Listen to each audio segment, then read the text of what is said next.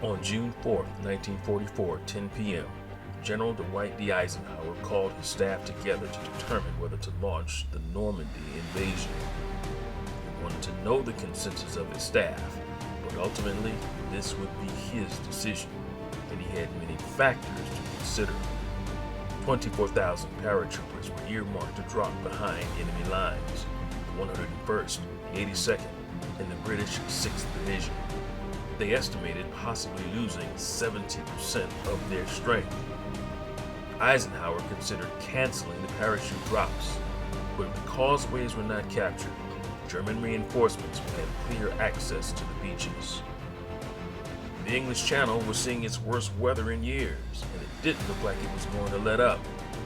Eisenhower had to consider the weather, tides, the moon, and the time of day. If the mission did not launch between June 5th through the 7th, it would have to be postponed for about 2 weeks. On June 4th, the weather had grown worse.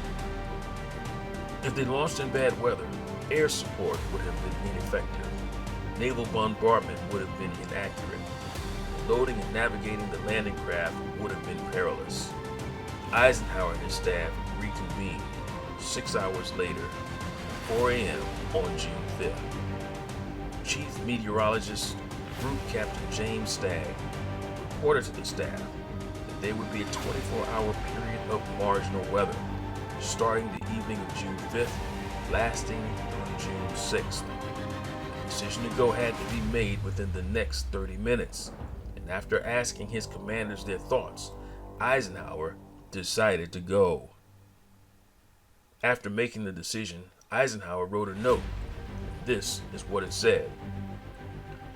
Our landings in the Cherbourg-Havre area have failed to gain a satisfactory foothold, and I have withdrawn the troops. My decision to attack at this time and place was based upon the best information available. The troops, the air, the Navy did all that bravery and devotion to duty could do. If any blame or fault attaches to the attempt, it is mine alone.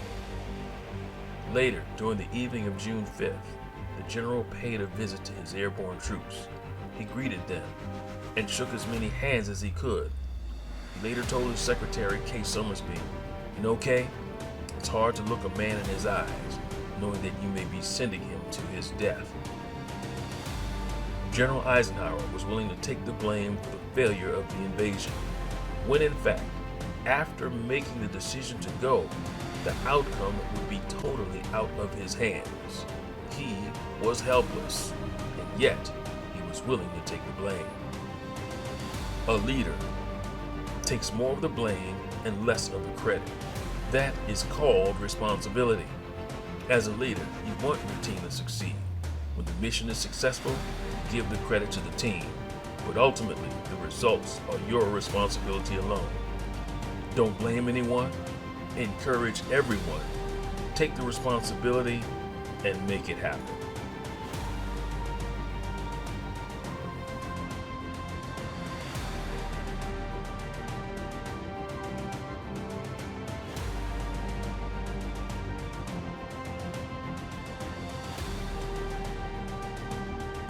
Check out our website at www.jwmhistoryalive.com.